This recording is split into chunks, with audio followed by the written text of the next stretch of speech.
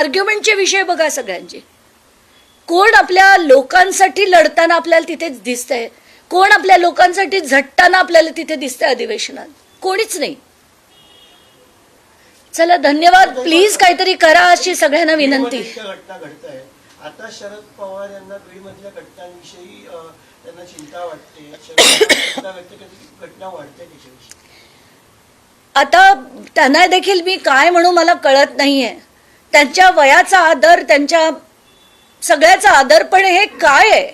म्हणजे ही जी माणसं आहेत तर वडील म्हणून त्यांच्याकडनं अपेक्षित होतं ना की त्यांनी त्यांच्या लोकांना त्यांचा कान पकडणं, चुकल्यावर कान पकडणं. तर ते काय म्हणाले होते मागच्या वेळेस की धनंजय मुंडेला आम्ही अनेक वेळा पाठीशी घातलं. काय काय त्यांच्या गोष्टी पाठीशी घातल्या, का घातल्यात पाठीशी तुम्ही? तिथल्या तिथे त्यांना जर धडा शिकवला असतात शरद पवारांनी तर आज हे सगळं घडताना दिसलं नसतं. बीडमधले जेवढे आमदार आहे, एक पंकजा मुंडे सोडून सगळे त्यांच्या पक्षातले होते. काय केलं त्यांनी त्यांना? काय शिकवलं त्यांनी त्यांना? आत्ता पण आज जे मला तिसरं प्रकरण कळलंय, उबाटा गटाच्या लोकांनी काय कारवाई करतील ते.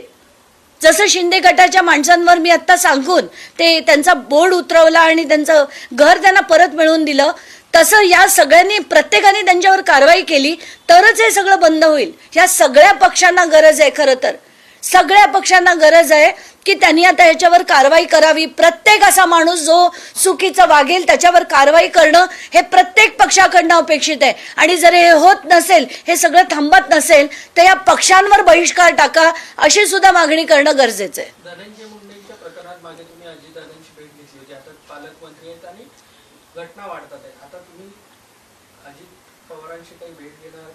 मला कोणाचीच भेट घेण्याला मला काही अर्थ वाटत नाहीये. सगळ्यांची भेट घेऊन सुद्धा 3 महिने कोणीच काही कारवाई केली नाहीये. आता मी कोणाचीही भेट घेणार नाहीये. मला फक्त वाटतंय की हे सगळं थांबलं पाहिजे, गृहमंत्रींनी हे थांबवलं पाहिजे. आणि पहिलं तर पूर्ण पोलीस जो विभाग आत्ताच्या घटकेला बीडचा आहे ना, त्यांना बीडच्या जिल्ह्याबाहेर टाकून सगळ्या नव्या लोकांना आणण्याची गरज आहे आणि तसे निर्देश गृहमंत्र्यांनी द्यावे अशी त्यांना नम्र विनंती आहे माझी.